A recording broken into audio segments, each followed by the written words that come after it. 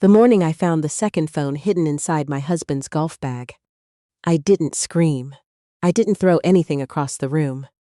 I simply stood there in our garage, holding it with both hands, staring at a screen full of messages I was never supposed to see, while the coffee I'd made for both of us sat growing cold on the kitchen counter. Howard Beckett had spent 34 years convincing me we were barely keeping our heads above water. Meanwhile, that little phone told an entirely different story. I didn't confront him. Not that morning. Instead, I slipped the phone back exactly where I found it, walked back into the kitchen, poured his coffee down the drain, and started thinking. Before I tell you what I found next, I want to ask you something first. Have you ever looked across the breakfast table at someone you've shared your entire adult life with, and suddenly realized you don't actually know them at all? If you have, leave a comment below. I read every single one. And if you're watching tonight, tell me where you're watching from. Stories like this one deserve to be heard, and so do yours. People in Huntsville, Alabama loved Howard Beckett. That was the first thing anyone said when they met him. Oh, Howard? One of the finest men you'll ever meet. He coached Little League for 12 years. He organized the church parking fundraiser every spring. He remembered everyone's birthday, shook every hand firmly, and laughed easily at his own jokes. Even our neighbors, the Garfields, once told me I had won the lottery with that man. For most of our marriage, I believed them. We lived in a brick ranch house on a quiet street, with oak trees so old their roots had started lifting the sidewalk. Howard worked in commercial insurance, managing accounts for mid-sized businesses throughout northern Alabama. He was methodical, precise, the kind of man who balanced spreadsheets for relaxation and filed taxes in February before anyone else had thought to gather their paperwork. I had been a school librarian for 21 years before Howard suggested I step back.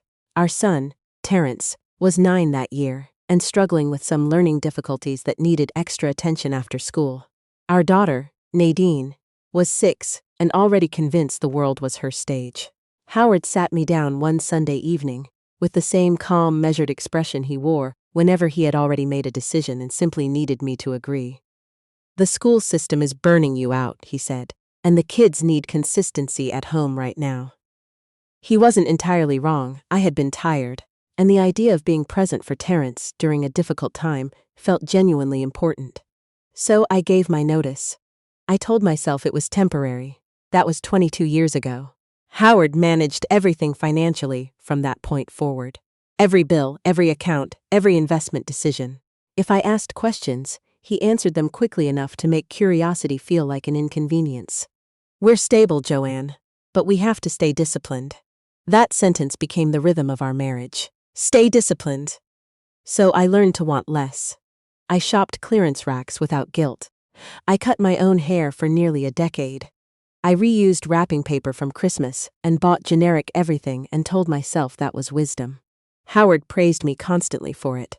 Called me practical, called me sensible. And somehow, being called sensible started to feel like a replacement for being valued. What I understand now, sitting in my own kitchen, in my own house that I chose for myself, is that Howard didn't want a partner. He wanted an arrangement. And he had structured our entire life to keep me just uncertain enough never to question it. The first real sign appeared about 3 years ago, though I didn't recognize it for what it was at the time. Howard had started driving separately to church on Sunday mornings. He said he liked arriving early to help set up chairs for the congregation. That sounded exactly like Howard, generous and organized and always the first to volunteer. I thought nothing of it until I noticed his car wasn't in the church parking lot one Sunday, when I arrived early myself with a casserole for the bereavement committee. When I mentioned it that afternoon, he smiled easily. I had to make a quick stop for Harold. You know how Harold forgets everything before a service. Harold Greer was Howard's oldest friend from college. Forgetful, cheerful, utterly believable as an excuse. I accepted it completely. But something small had shifted. The way water changes temperature slowly enough that you don't notice until your hand is already scalding. Over the following months, I began collecting moments I didn't have names for yet. Howard started taking his laptop into the guest room to work after dinner. He flinched when the mail arrived on certain days, and immediately carried it to his desk before I could glance at the envelopes. He began answering his regular phone less often, letting calls go to voicemail and returning them later from the garage. Once, while we were watching television together, his phone buzzed on the cushion between us, and he grabbed it so quickly, the motion itself felt practiced. I told myself I was being paranoid. After 34 years of marriage, suspicious wives were a cliché I refused to become. Then Nadine called from Memphis in tears. Her husband, Cliff, had lost his job at the architecture firm 3 months earlier and hadn't told her until the severance ran out. Their mortgage was 2 months behind. She had a 4-year-old daughter, my granddaughter Bea, and a part-time teaching position that didn't come close to covering everything. Nadine wasn't dramatic by nature. She was capable and proud in ways that made asking for help physically painful for her. So when she called crying, I knew things were genuinely desperate. Howard was in the kitchen when I told him. He listened with his hands wrapped around his coffee mug, nodding slowly the way he did when he was calculating something behind a patient expression. "How much are we talking about?" he asked. "She needs maybe $8,000 to catch up and get some breathing room." Howard exhaled through his nose, set his mug down carefully. "Joanne, we don't have that kind of money sitting loose right now." I stared at him. "She's our daughter. She's an adult who made choices." He said it gently, which made it worse. Cliff's unemployment is their situation to solve. If we step in every time there's a rough patch, we're not helping them. We're teaching them to rely on us.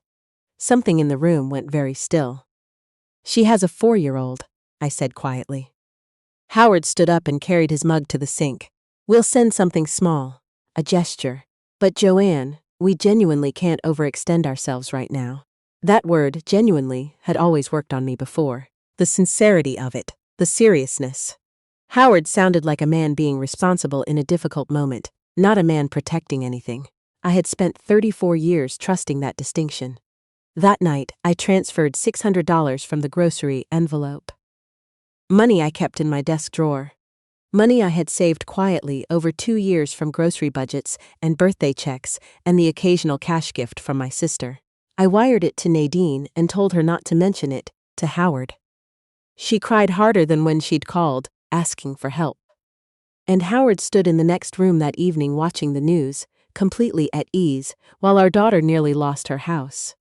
I started paying attention differently after that. Not desperately, not obsessively, just carefully. The way you listen for a sound you thought you heard, but aren't sure was real. I began noticing that Howard's work schedule had quietly changed over the past year.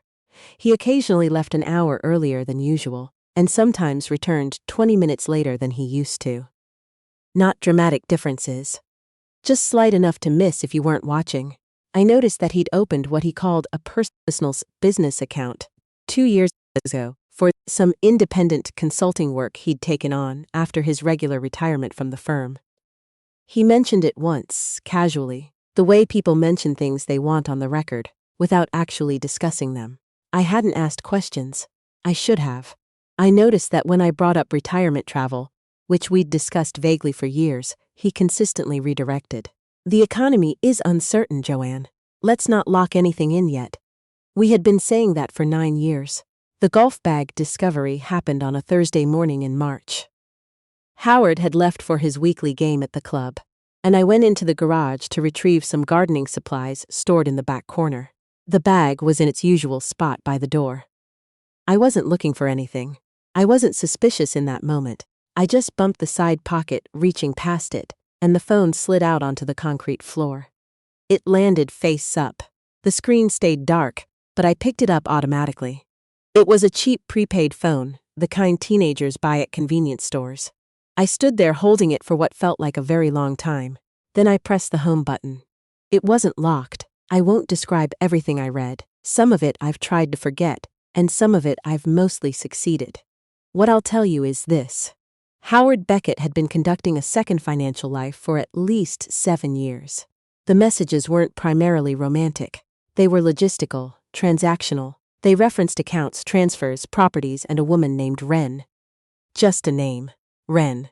Brief and deliberate like everything else about Howard. I put the phone back, exactly as I found it. Then I went inside, sat at the kitchen table, and did not cry. That surprised me. I expected grief and got something colder instead. Calculation. As if some part of me had already been preparing for this without my permission. I spent the next 11 days doing nothing different on the surface. I cooked dinner. I asked Howard about his golf game. I laughed at the right moments during television programs. And at night, after he was asleep, I sat at the desk in the guest room, with the door cracked, and began searching. Property records first. Then, business registrations. Then anything tied to the name of his consulting firm, Beckett Advisory Solutions, which I'd always assumed barely functioned. What I found took my breath away in slow pieces, not all at once. The firm had been active for 9 years. Not barely active. Substantially active. There were property records in Tennessee connected to it. There were older state filings that included a co-registrant I didn't recognize, a company called Aldgate Residential. When I dug deeper into Aldgate Residential, I found her. Wren Calloway. Listed as managing member. I sat with that for a long time. I searched her name carefully. She appeared to be in her mid-50s, based on a professional profile I found connected to a property management association. Her photo showed a woman with serious eyes and dark hair cut short. She didn't look glamorous. She looked competent, organized, like someone who understood financial structures, which, as it turned out, was precisely the point. The properties connected to Beckett Advisory Solutions and Aldgate Residential weren't romantic gifts. They were investments, rental properties in 3 Tennessee counties, assets structured carefully, meticulously, in ways designed to stay outside of any account that bore both of our names. Outside of me. I thought about Nadine then. The mortgage. Bea asleep in a house her parents were fighting to keep. Howard pouring himself bourbon and talking about fiscal responsibility while units in Chattanooga and Murfreesboro generated income he had never once mentioned to his wife. I closed the laptop very quietly and sat in the dark for a long time. The next morning, I told Howard I was driving to see my college roommate, Ellen, who lives outside Nashville. This was partly true. Ellen existed. I did stop to see her. But first, I drove to the offices of a family law attorney named Patricia Odom, whose name I had found after 3 evenings of careful research. She specialized in asset concealment cases, which was a phrase I had never expected to need. Patricia Odom's office was on the 14th floor of a glass building downtown. She was a small woman in her early 60s, with reading glasses pushed up into silver-streaked hair, and a reputation, I later learned, for being extraordinarily thorough. She shook my hand and showed me to a chair across from her desk and waited. I put my folder of copied documents on her desk without speaking first. She read through everything methodically. Several minutes passed. Then she looked up. "How long have you been married?" 34 years. "And you had no knowledge of these accounts or properties?" "Mrs." She nodded slowly. "Beckett, what you've brought me today, describes a pattern of intentional asset concealment over a significant period of time. This is not a misunderstanding." I had expected to feel more when I heard that said out loud. Instead, I felt my spine straighten slightly, as if something I'd been bracing against had finally been named. Patricia advised me carefully. "Continue gathering documentation quietly. Do not confront Howard yet. Open a private account in my own name immediately. And whatever I did, do not let him know I had spoken to an attorney." She also told me something that I've thought about many times since. "Women in your situation often feel embarrassed," she said, "as though they should have seen it sooner. What I want you to understand is that concealment works precisely because it relies on trust. You weren't naive. You were deceived. Those are not the same thing." I drove to Ellen's house afterward and sat on her back porch drinking sweet tea while she held my hand and didn't say much, which was exactly right. The drive home took 2.5 hours. Howard had already made sandwiches by the time I arrived, and he kissed my cheek in the kitchen and asked how Ellen was doing. And I answered him normally, and we ate together at the table where we had eaten 10,000 meals, and nothing on my face gave anything away. I had learned patience inside this marriage. Now I was finally using it for myself. 2 weeks after my meeting with Patricia, Terrence came by on a Saturday morning. My son is steady in ways Howard always took credit for, but that I know came from somewhere quieter, from years of homework at the kitchen table and hard conversations, And the particular love that gets built in ordinary moments, nobody photographs. We sat in the backyard with coffee while Howard was at the club, and Terrence talked about his work and his wife, Simone, and their plans to eventually move closer to us. At some point, he paused and looked at me sideways. "You seem different lately, Mom." "Different how?" He thought about it. "More inside yourself, like you're thinking about something a long way away." I looked at my son and wanted very badly to tell him everything right then, but Patricia had said documentation before disclosure, and I wasn't finished yet. "I'm fine," I said. "Just getting philosophical in my old age." Terrence laughed, but he kept watching me the way children watch their parents when the practiced reassurance doesn't quite land. I had one more thing I needed to do before I was ready. I needed to understand Ren Calloway. I drove to Chattanooga on Tuesday, telling Howard I was attending a former colleague's retirement luncheon. There was no luncheon. I had the address from the property records, a small office suite in a commercial district, near the river where Aldgate Residential operated. I sat in my car across the street for nearly 20 minutes before I walked in. The office was modest. 2 desks, filing cabinets, a printer on a side table. A woman at the front desk looked up when I entered. I asked for Ren Calloway. A pause, then the woman disappeared through a door, and a moment later, Ren herself came out. She stopped when she saw me. Not guilt, exactly. Recognition. As if she had been waiting for this moment and hating the anticipation of it for a very long time. "You're Joanne," she said. "I am." She looked at the front desk woman briefly. "Give us a few minutes." Then she held a door open and I followed her into a small conference room. And we sat across from each other at a table barely big enough to hold the weight of what was between us.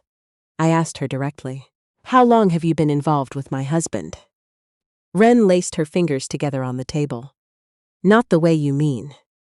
I waited. She exhaled slowly. "Howard and I worked together at the same insurance group 20 years ago. When he started the consulting firm, he approached me about a business partnership. I needed income. My divorce had been brutal financially and I needed to rebuild." She paused. "He said the structure he needed was simple. A co-registrant for certain property acquisitions. Someone whose name could hold assets for tax planning purposes." My chest felt very tight. "And you agreed?" "I did." She met my eyes steadily, and I have regretted it for years. What he told me was legal gray area. What it actually was, she stopped. I didn't understand the full picture until much later. By then I was in deep enough that walking away felt impossible. I stared at her. "You're telling me this wasn't an affair?"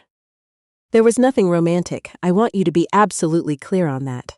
Something in her voice was careful, deliberate. "Howard has never seen me as a person. He saw a solution to a structural problem. A name on a document he needed separated from his own." The room felt very quiet. "Do you have documentation?" I asked. Ren reached under the table and put a folder on the surface between us. "I've had this ready for 2 years, she said simply. "I didn't know who to give it to. I took it home. I added it to Patricia's file. And I drove back to Huntsville while the sun went down over the interstate, feeling hollowed out, in a way that had nothing to do with betrayal of the romantic kind and everything to do with something worse. Howard had never had a secret love. He had a secret exit strategy.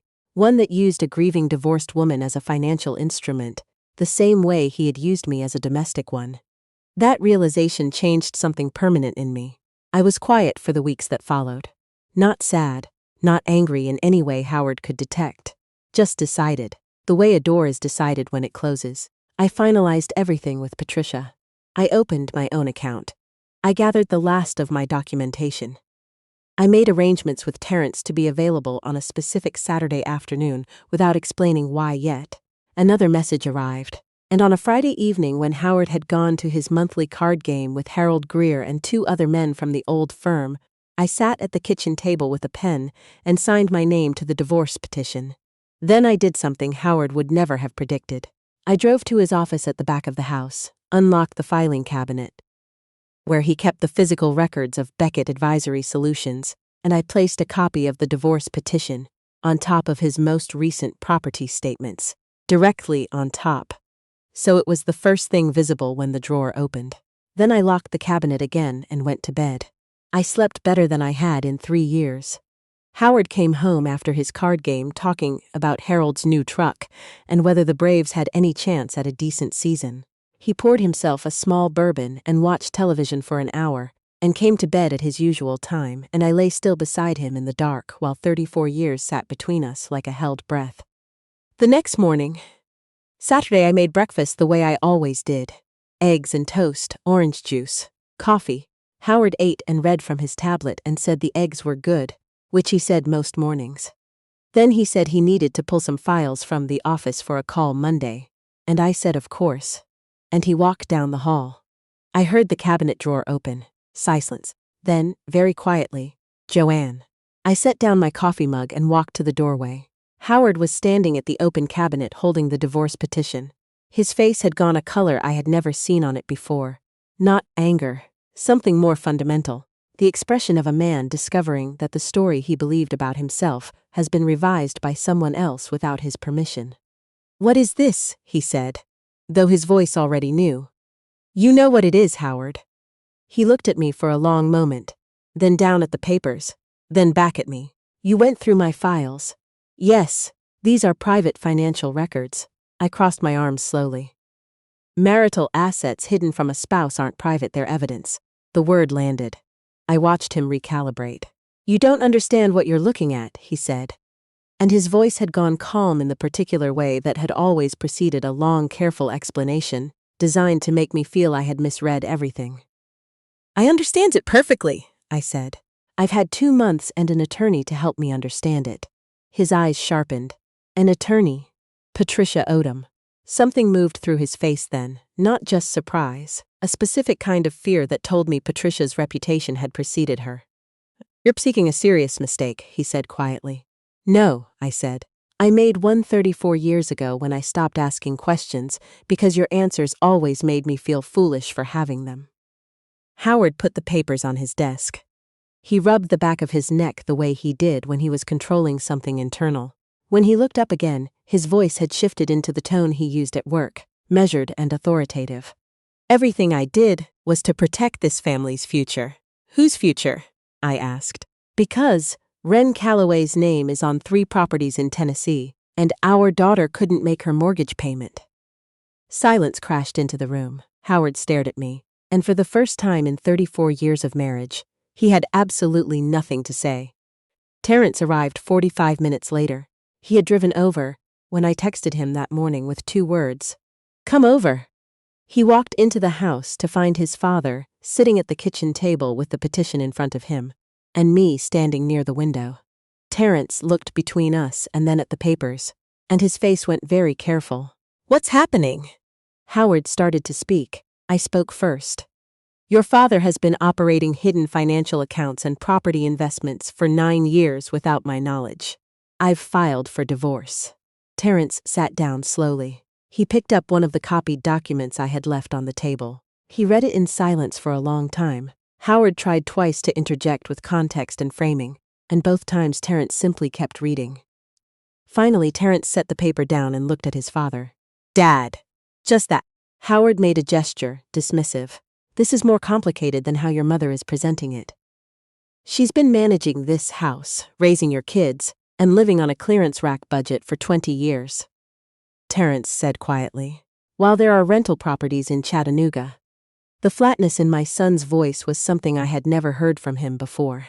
Howard flinched at it. "Everything I built was for." "For who?" Terrence asked. Howard had no answer that worked. You could see him searching for one. The room waited. Nadine arrived an hour later. I hadn't told her to come. Terrence had called her. She walked in carrying Bea on her hip, still in the child's weekend clothes, and she stood in the doorway reading the room before she'd said a single word. Terrence handed her the relevant papers without speaking. She read them standing up. Bea tugged at her sleeve, asking about lunch, and Nadine absently smoothed her daughter's hair and kept reading. When she finally looked at Howard, her eyes were very bright. "You told me you couldn't help me," she said. Her voice was quiet, steady, worse than shouting. "You sat at our table and watched me beg, and you said you couldn't help." Howard stood up. "Nadine, the timing. There are properties." She held up the page. "There is rental income. There are accounts. and Bea and I were about to lose our home. Bea looked up at the sound of her name, confused by the stillness of all the adults in the room. Howard tried once more. I was managing long-term security for everyone. You were managing it for yourself, I said, not loudly. You always were. He turned toward me then, and I thought I saw something genuine move through his eyes. Not remorse exactly. More like the stunned expression of a man realizing the ground under the story he told himself has quietly given way. He left that afternoon to stay with Harold Greer. He took 2 bags and his laptop and didn't ask to take anything else. I stood at the window and watched his car back out of the driveway, and when it disappeared around the corner, I sat down at the kitchen table with my granddaughter Bea, who was very interested in coloring a picture of a horse, and I helped her choose the right shades of brown. The mediation took 3 sessions and one tense afternoon in Patricia's conference room with Howard's attorney, a careful man named Grant Hollis, who did his best with what he had.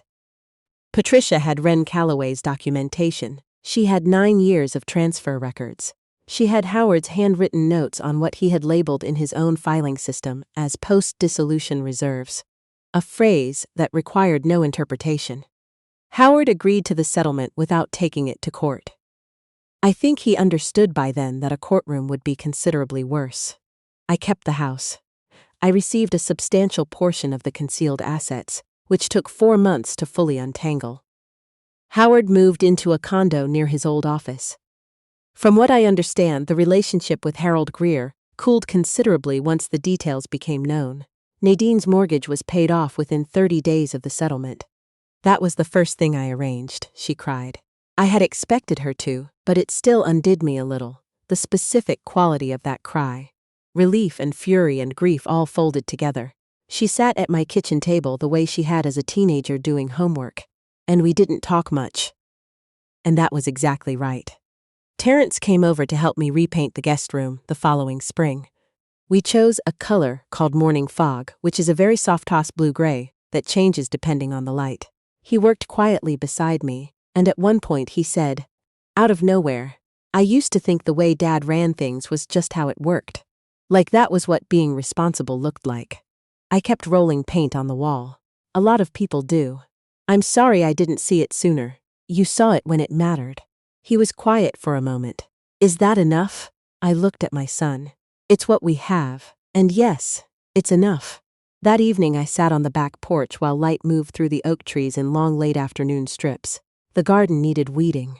The porch swing needed a new chain. I had a list somewhere of small repairs that had been deferred for so long they'd become invisible, which is exactly what happens to things in a house when someone makes all the decisions and shares none of the information. I was going to fix all of them, in my own time, in my own order. Howard called twice in the first months. The conversations were brief. He once said, very quietly, that he hadn't expected it to go this way. I told him honestly that I hadn't either, once upon a time. We didn't speak again after that. I started volunteering at the public library 3 mornings a week, which is something I hadn't done since leaving my career, and which turned out to feel, on the first day back among shelves and readers, and the particular hushed purposefulness of libraries, like finding a room in yourself you'd forgotten existed. I took a watercolor class with a woman I met at church named Sylvie, who laughed constantly and painted badly, and made the whole enterprise feel like permission rather than achievement. I bought myself flowers twice in 1 week and felt no need to explain it to anyone. One evening Bea spent the night, and we made pancakes for dinner because she'd asked and I'd said yes immediately, which is one of the small joys of grandmotherhood that nobody tells you about adequately. She fell asleep in the guest room under the morning fog walls, and I stood in the doorway looking at her for a moment before turning off the light. The house felt different at night than it used to. Quieter, but not in an empty way. In the way of a space that finally belongs to itself. I have thought, in the time since, about what I would tell a younger version of myself. Not to be smarter or more suspicious or more financially literate, though those things matter, but something simpler. I would tell her to trust the moments that feel wrong, not to explain them away, not to accept reassurance so quickly that the question never fully forms, not to make herself smaller and call it wisdom.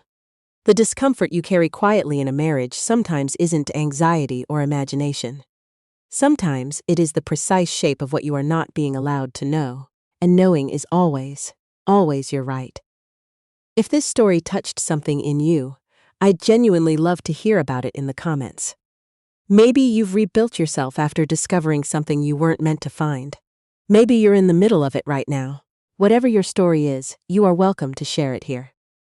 Tell me where you're watching from tonight, and if you know someone who needs to hear that it is never too late to reclaim what is yours, please pass this along. Thank you for spending this time with me. Don't forget to like and subscribe if you believe that quiet strength deserves to be witnessed.